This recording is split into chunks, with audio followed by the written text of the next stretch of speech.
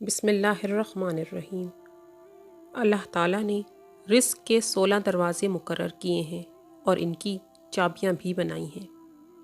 جس نے یہ چابیاں حاصل کر لیں وہ کبھی تنگ دست نہیں رہے گا۔ پہلا دروازہ نماز ہے۔ جو لوگ نماز نہیں پڑھتے ان کے رزق میں برکت اٹھا دی جاتی ہے۔ وہ پیسہ ہونے کے باوجود بھی پریشان رہتے ہیں۔ یہ رزق کا پہلا دروازہ ہے اور اس کی دلیل کیا ہے؟ اللہ پاک فرماتے ہیں، تم نماز ادا کرو اور اہل خانہ کو نماز کے لیے کہو، رزق تمہیں ہم دیں گے۔ اللہ تعالیٰ گارنٹی دے رہے ہیں، اللہ تعالیٰ ذمہ داری لے رہے ہیں۔ اب آپ بتائیے، اللہ تعالیٰ نے جس کام کی گارنٹی لی ہے، جس کام کی ذمہ داری لی ہے، تو اللہ تعالیٰ وہ کام پورا کریں گے نا۔ ہمارا کام ہے نماز کو اہتمام کے ساتھ پڑھنا۔ دوسرا دروازہ استغفار ہے۔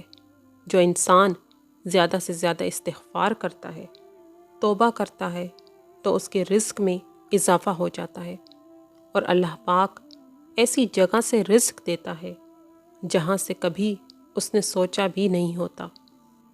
قرآن مجید میں ہے، اور اللہ مدد کرے گا تمہاری مال کے ذریعے سے اور بیٹوں کے ذریعے سے۔ تیسرا دروازہ صدقہ ہے۔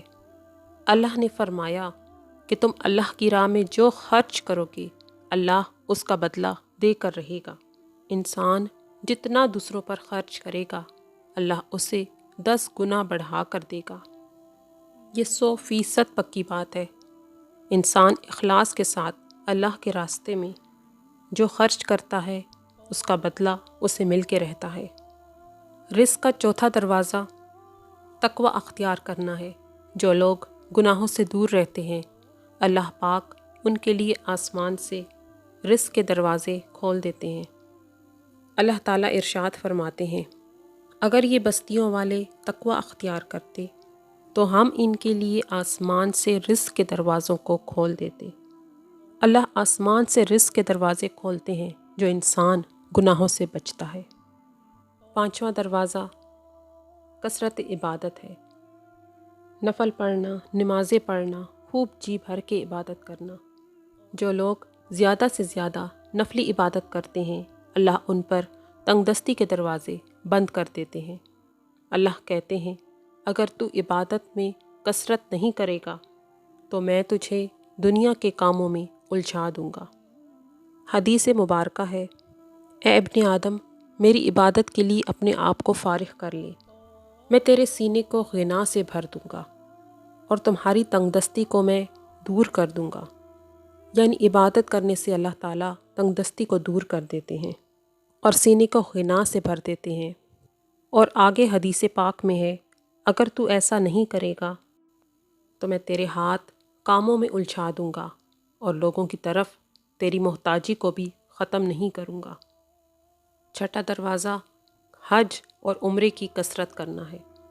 حدیث مبارکہ ہے، حج اور عمرہ گناہوں کو اس طرح سے دور کرتے ہیں جس طرح آگ کی بھٹی سونے چاندی کی میل کچیل کو دور کر دیتی ہے۔ تو جن کو اللہ توفیق دے کثرت سے حج کریں، عمرہ کریں۔ سال میں ایک دفعہ عمرہ نہیں، ہر مہینے عمرہ۔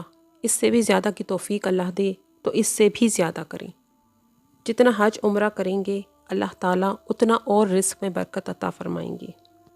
رزق کا 8واں دروازہ کمزوروں کے ساتھ حسن سلوک ہے۔ غریبوں کے غم بانٹنا، مشکل میں ان کے کام آنا اللہ کو بہت پسند ہے۔ کچھ لوگ ہوتے ہیں جو بیمار ہوتے ہیں یا رزق کے اعتبار سے غریب ہوتے ہیں، ان کے ساتھ حسن سلوک اللہ کو بہت پسند ہے۔ ان کا غم بانٹنا، ان کے کام آنا، ان کی مصیبت میں ان کو دینا، اس سے اللہ تعالیٰ رزق کے دروازے کھول دیتے ہیں۔ چنانچہ حدیث پاک میں ہے، تمہیں اللہ تعالیٰ اپنے کمزور اور غریب لوگوں کی وجہ سے رزق عطا فرماتے ہیں۔ 9واں دروازہ جس سے رزق بڑھتا ہے وہ اللہ پر توکل ہے۔ جو شخص یہ یقین رکھے کہ اللہ دے گا تو اسے اللہ ضرور دیتا ہے، اور جو شک کرے گا وہ پریشان ہی رہے گا۔ 10واں دروازہ شکر ادا کرنا ہے۔ انسان جتنا شکر ادا کرے گا اللہ رزق کے دروازے کھولتا چلا جائے گا۔ اللہ تعالیٰ فرماتے ہیں اگر تم شکر ادا کرو گے تو میں اپنی نعمتیں تمہیں اور زیادہ عطا فرماؤں گا۔ رزق کا 11 دروازہ، انسان گھر جائے اور اہل خانہ کو مسکرا کے سلام کرے۔ گھر میں مسکرا کر داخل ہونا سنت بھی ہے۔ حدیث پاک میں آتا ہے نبی کریم صلی اللہ علیہ وآلہ وسلم نے فرمایا اللہ فرماتا ہے کہ رزق بڑھا دوں گا جو شخص گھر میں داخل ہو اور مسکرا کر سلام کرے۔ رزق کا 12واں دروازہ والدین کی فرما برداری کرنا ہے۔ ایسے شخص پر اللہ پاک کبھی رزق تنگ نہیں کرتا۔ رزق کا 13واں دروازہ اہتمام طہارت، ہر وقت باوضو رہنا ہے۔ جو شخص ہر وقت نیک نیتی کے ساتھ باوضو رہے تو اس کے رزق میں کمی نہیں ہوتی۔ نبی کریم صلی اللہ علیہ وآلہ وسلم نے ایک صحابی کو فرمایا تم ہر وقت باوضو رہنا، اللہ پاک تمہارے اوپر رزق کو وسیع کر دے گا۔ 14واں دروازہ جس سے رزق بڑھتا ہے وہ چاشت کی نماز پڑھنا ہے۔ حدیث پاک میں ہے چاشت کی نماز رزق کو کھینچتی ہے اور تنگ دستی کو بگاتی ہے۔ دن کے 10 بجے جو 4 نفل پڑھے جاتے ہیں اس کو چاشت کی نماز کہتے ہیں۔ 15واں دروازہ ہے روزانہ سورہ واقعہ پڑھنا، اس سے رزق بہت بڑھتا ہے۔ حضرت عبداللہ ابن عباس رضی اللہ تعالیٰ عنہ بہت بڑے عالم تھے۔ ایک مرتبہ حضرت عثمان غنی رضی اللہ تعالیٰ عنہ کے پاس ملنے کے لیے آئے۔ حضرت عثمان غنی رضی اللہ تعالیٰ عنہ کو اللہ پاک نے بہت زیادہ مال و دولت دیا تھا، غنی بنا دیا تھا۔ تو انہوں نے فرمایا عبداللہ میرا دل چاہتا ہے، تمہاری بیٹیاں ہی بیٹیاں ہیں، بیٹا نہیں ہے، تو میرا دل چاہتا ہے میں تمہیں بہت سی رقم دے دوں کہ تم اپنی بیٹیوں کے لیے خرچے کا بندوبست کر لو۔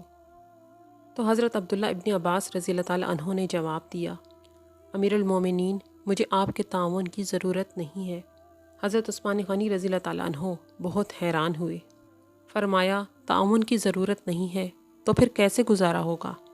انہوں نے آگے سے کہا کہ مجھے نبی کریم صلی اللہ علیہ وآلہ وسلم نے یہ بات بتائی تھی کہ اگر تم سورہ واقعہ کو روزانہ پڑھ لو گے اللہ تمہیں رزق کی تنگ دستی سے بچا لیں گے۔ میں نے اپنی ساری بیٹیوں کو سورہ واقعہ یاد کروا دی ہے اور انہیں تلقین کی ہے کہ وہ روزانہ اس کو پڑھیں۔ میری بیٹیوں پہ کبھی فاقہ نہیں آ سکتا۔ رزق کا 16واں دروازہ اللہ سے دعا مانگنا ہے۔ جو شخص جتنا صدقے دل سے اللہ پاک سے مانگتا ہے اللہ اس کو بہت دیتا ہے۔ اللہ کے خزانے میں کوئی کمی نہیں ہے۔ اللہ تعالیٰ تو کائنات کے خزانوں کے مالک ہیں، کمی ہمارے مانگنے میں ہے۔ جو مانگیں گے اللہ عطا فرما دیں گے۔ ٹوٹے رشتے وہ جوڑ دیتا ہے، بات رب پہ جو چھوڑ دیتا ہے۔ اس کے فضل و کرم کا کیا کہنا، لاکھ مانگو کروڑ دیتا ہے۔ حضرت امام جعفر صادق رضی اللہ تعالیٰ عنہ فرماتے ہیں برتنوں کو صاف رکھنا اور گھر کے دروازے کے آگے جھاڑو دینا رزق میں اضافے کا باعث ہے۔ حضرت امام موسیٰ کاظم رضی اللہ تعالیٰ عنہ فرماتے ہیں امانت کو لوٹانا اور سچ بولنا رزق میں اضافہ کرتا ہے، جبکہ امانت میں خیانت کرنا اور جھوٹ بولنا غربت اور نفاق کا ذریعہ ہے۔ امیر المومنین حضرت علی رضی اللہ تعالیٰ عنہ فرماتے ہیں رزق کے دروازے اخلاق کے دائرے میں پوشیدہ ہیں۔ پیغمبر اکرم حضرت محمد صلی اللہ علیہ وآلہ وسلم کا فرمان گرامی ہے کہ سحر خیزی بابرکت عمل ہے اور تمام نعمتوں خصوصاً رزق میں اضافہ کرتی ہے۔ اللہ ہمیں ان سب پر اخلاص کے ساتھ عمل کی توفیق عطا فرمائے، آمین۔ محترم عزیز دوستو، میں امید کرتی ہوں کہ آج کی ویڈیو آپ کو پسند آئی ہوگی۔ ویڈیو پسند آ جائے تو لائک اور شیئر ضرور کر دیجیے گا اور آنے والی نئی ویڈیوز کے لیے ہمارے چینل کو سبسکرائب کر دیں اور ساتھ میں موجود گھنٹی کے بٹن کو ضرور دبائیں تاکہ ہماری ہر نئی آنے والی ویڈیو سب سے پہلے آپ تک پہنچے۔ مجھے دیجیے اجازت۔ زندگی رہی تو اگلی بار ایک اور ویڈیو لے کر آپ کی خدمت میں حاضر ہوں گی۔ تب تک کے لیے اللہ نگہبان۔ اللہ پاک آپ سب کا حافظ و نگہبان۔ ہنستے رہیے اور ہمیشہ مسکراتے رہیے۔